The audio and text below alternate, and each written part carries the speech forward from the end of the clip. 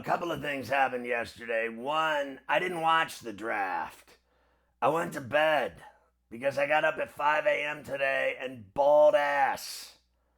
I played 9 straight games for 90 minutes, 4 miles, over 1,000 calories, 1,164 to be exact, and literally was gassed. Speaking of gas, yesterday I went to see my doctor, and he told me, Dr. Garden, that I was fat and that I have massive, gut fat, and that, if I keep it up, the drinking, the eating, and all of this business, that I'm going to be at 250 before you know it, and then 34C won't fuck me. So he told me I had to stop drinking and basically stop eating. I eat a couple of gigantic bagels every day, just loaded with butter. I eat like 2 plates of food for dinner. I am on a seafood diet. I eat everything I see. So now I'm having pussy breakfasts.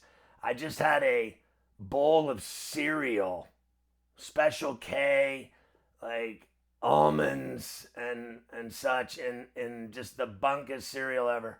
And then no bagels. I'm like the hockey goalie in the commercial. No goals, no bagels. And then I'm not allowed to drink. So I think last night, watching the Knicks game, the first time I haven't had a beer watching a game in, I don't know, 40 years or something. I'm just kidding. Anyway, no beer, no rum, no nothing. This is what this guy tells me. And then the guy stuck his entire hand in my ass and spun my prostate for 30 seconds. And he told me I was doing great with my prostate. And then I did my PSA blood work. So you should get it done too. If you're over 40, 45, you got to do it every year. You do not want any part of prostate cancer, believe me, you. So that's what I did yesterday. So last night I didn't watch the draft. I don't care. I don't care that you care that I don't care. I used to like get into that kind of stuff every single year. I did it, and I had to do it on the TV show. I had to do it on the radio show.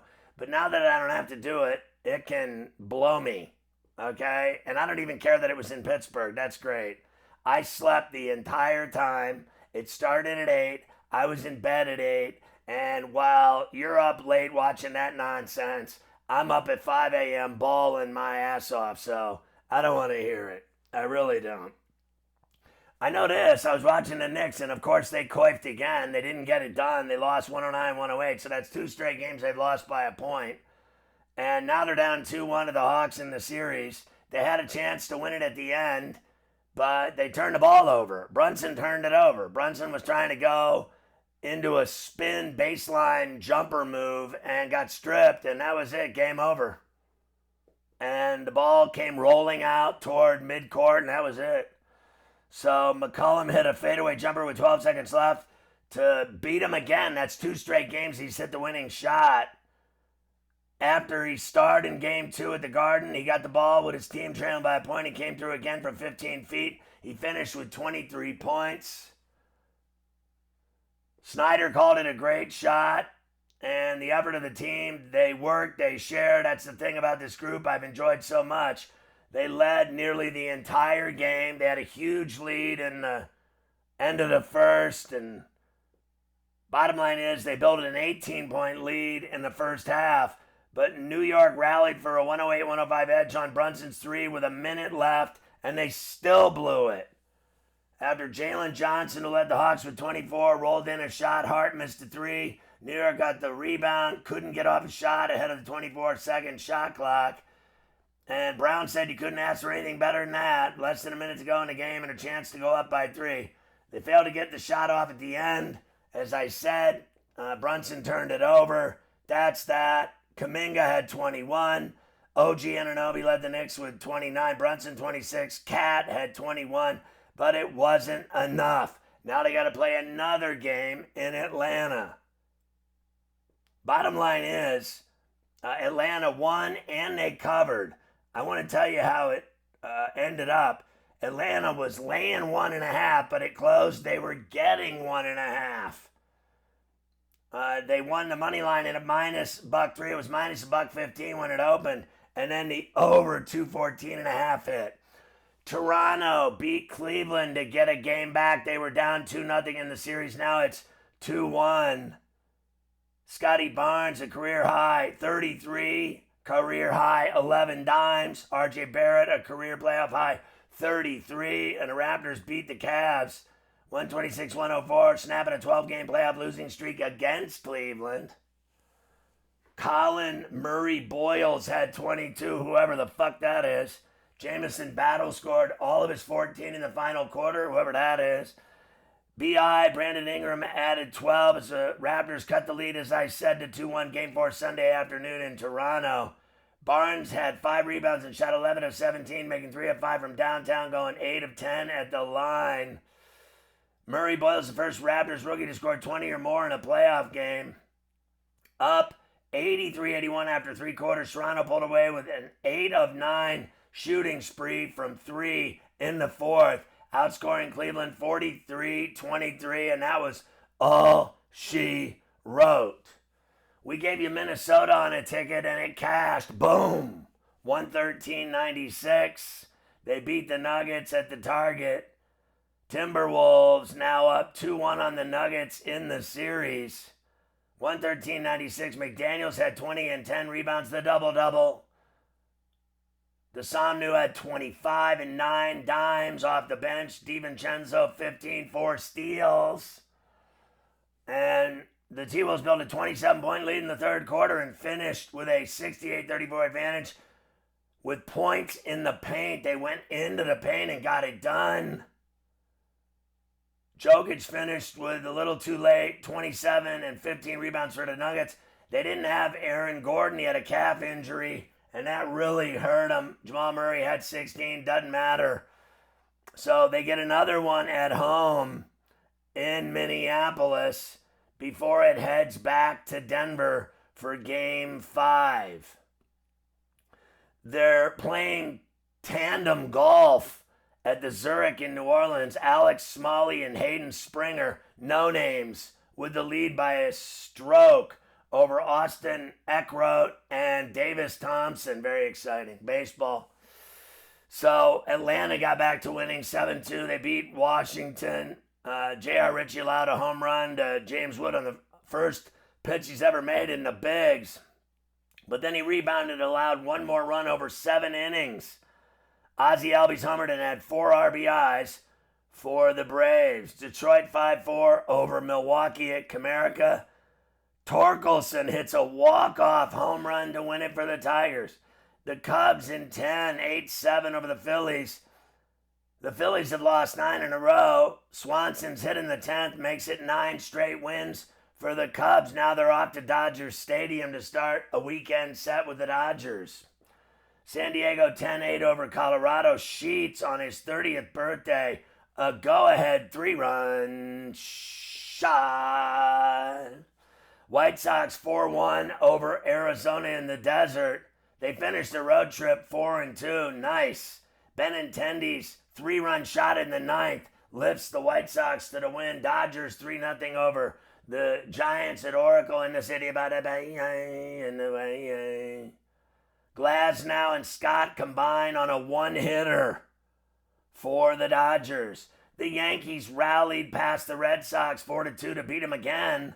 Schlittler beats the Red Sox for the second time this season. Leads the Yankees to the 4-2 win.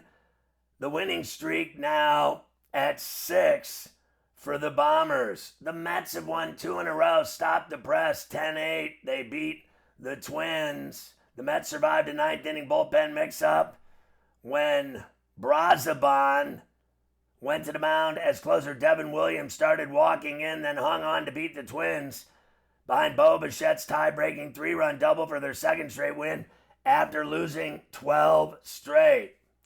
Texas 6-1 over the Pirates in Arlington. DeGrom has his 62nd 10-strikeout game. And Evan Carter, an inside-the-park home run for the Rangers. Hockey. Everybody loves hockey. I didn't love hockey last night because I lost the Sabres and the Colorado wins on the road. Buffalo beat Boston. I was on the Bruins. My bad. Buffalo wins it 3-1. Tuck had a goal. Leon 24 saves. Swayman 25 saves for Boston. But on their home ice, they lose. Carolina 2-1 over Ottawa. Jackson Blake broke a tie late in the second period. Anderson 21 saves. That's all he had to make. The Canes clamped down on D and shut down the Senators. They're now down 3-0 in that series, and they're screwed. Colorado's up 3-0 on the Kings. They went to LA and kicked their ass 4-2. Cale Makar scored the tie-breaking goal. Wedgwood 24 saves. LA couldn't get it done at the Crypt on home ice. How pathetic is that? It's pain-free Friday. Ferrall's doling out minutes on the mahogany, waxing it up. Here's today's schedule. 3 NBA playoff games. Boston at Philly on Prime at 7. 215.5 the total. Philly getting 7.5. The Lakers are in Houston for Game 3. By the way, Boston-Philly's 1-1. It's Game 3 in Houston. And the Rockets are down 2. They're laying 8.5. 206.5 is the total. It's on Prime at 8 o'clock. And then at 10:30, the nightcap. San Antonio and Portland 1-1 in their series. They go to the Moda in Rip City now in Portland. Blazers getting 2.5, 220 and a hook is the total. Baseball, everything under the lights. Detroit at Cincinnati, Valdez against Abbott and Costello. Boston at Baltimore. Scott Baio against Young, forever Young. Cleveland at Toronto, Williams and Scherzer. Colorado at the Mets, Lorenzen and Peralta. Minnesota at Tampa, Bradley and Rasmussen. Phillies at Atlanta, Painter against Big John Holmes. Washington at the White Sox, Mikolas against Fetty Cheese. Angels at Royals, Kikuchi, against Cameron Diaz. Pittsburgh at Milwaukee, Skeens Day against Woodruff. A's at Texas, Severino and Uvalde. Yankees are in Houston, Warren Miller ski films against McCullers. Seattle at St. Louis, Kirby's Dreamland against Pallant. Cubs at Dodgers, Jameson shots of Tyone against Sheehan. And Miami at San Francisco, Alcantara against Doogie Howser. 3 Stanley Cup playoff games. Tampa's at Montreal. The series is tied at 1s. Tampa's favored minus $1.21, 5.5 the total. 7 o'clock on TNT. 9:30 on TBS. Vegas at Utah. Game 3 series tied at 1s.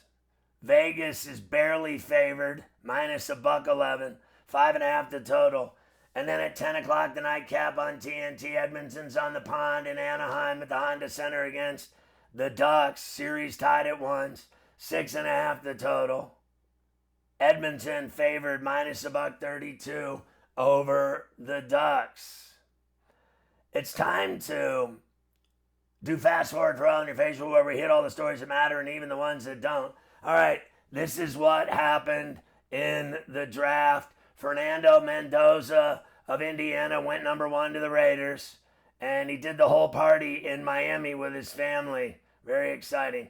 The Jets took David Bailey, the edge rusher from Texas Tech. Arizona took Jeremiah Love, the running back from Notre Dame at number 3. Number 4, Carnell Tate, wide receiver, Ohio State to the Titans. Number 5, the Giants, Arvell Reese, the edge rusher from Ohio State. Number 6, to the Chiefs from Cleveland, Mansour Delane, the cornerback from LSU. Number 7, the Commanders, Sonny Styles, the linebacker from Ohio State. At 8, the Saints, Jordan Tyson, the wide receiver from Arizona State. Number 9, Browns from Kansas City, Spencer Fanu, a offensive tackle from Utah. At 10, the Giants from Cincinnati, Francis Muagwa, the guy from Miami, the offensive tackle. 11, Cowboys, Caleb Downs, the safety from Ohio State. Dolphins from Dallas at 12, Caden Proctor, the offensive tackle from Alabama. 13 Rams took Ty Simpson, the quarterback from Alabama. They got the deal from Atlanta. 14 Ravens, Vega Ione, the guard from Penn State. 15 Buccaneers, Reuben Bain from the Canes. It's all about the U, baby. 16 the Jets from the Colts, Kenyon Sadiq, the tight end from Oregon. They gave him an A grade for that.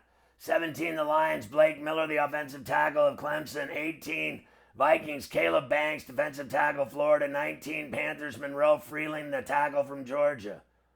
20 Eagles get Mekhi Lemon, the wide receiver of USC, in a deal from Dallas via Green Bay. 21 the Steelers, Max Ahanakor, the offensive tackle from Arizona State. He only played in 19 games as a tackle at Arizona State. Didn't they take Broderick fucking Jones from Georgia as a tackle? And look how that worked out. He didn't do shit. 22, by the way, the guy's 6'5 and a half, 321. 22 Chargers, Hakeem Mesidor, edge rusher from the Canes. 23 Cowboys from Philadelphia, Malachi Lawrence, edge rusher from Central Florida. 24 Browns from Jacksonville, Casey Concepcion, a wide receiver from A&M. 25 the Bears, Dylan Thieneman, the safety from Oregon, whoever he is. 26 Texans from Buffalo, Kalen Rutledge, the guard from Georgia Tech. 27 Dolphins from the Niners, Chris Johnson, quarterback, San Diego State.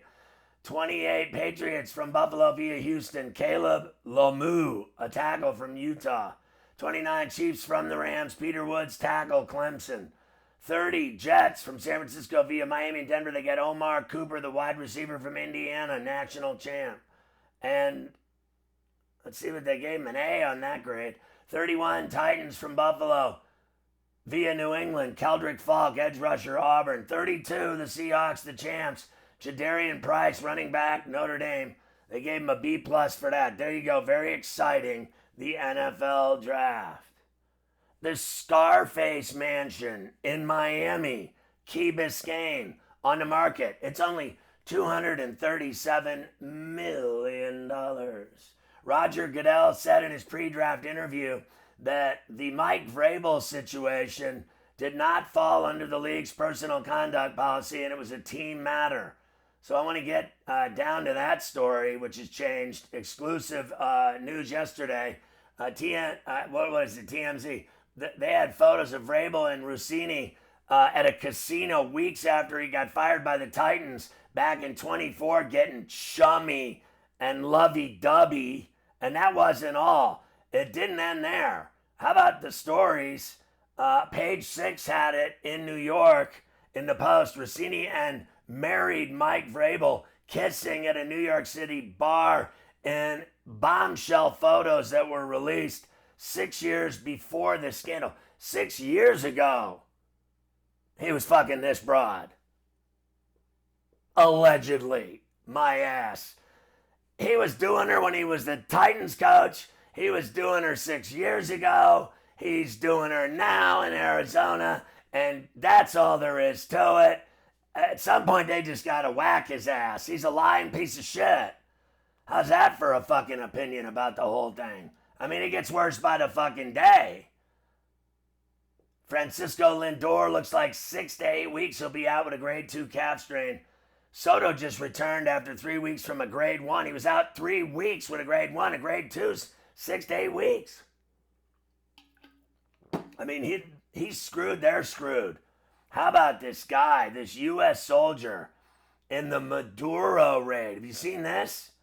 The guy was making bets on Polymarket. He bet $33,000 and he won $400,000 on knowing that the whole thing with Maduro was going to go down.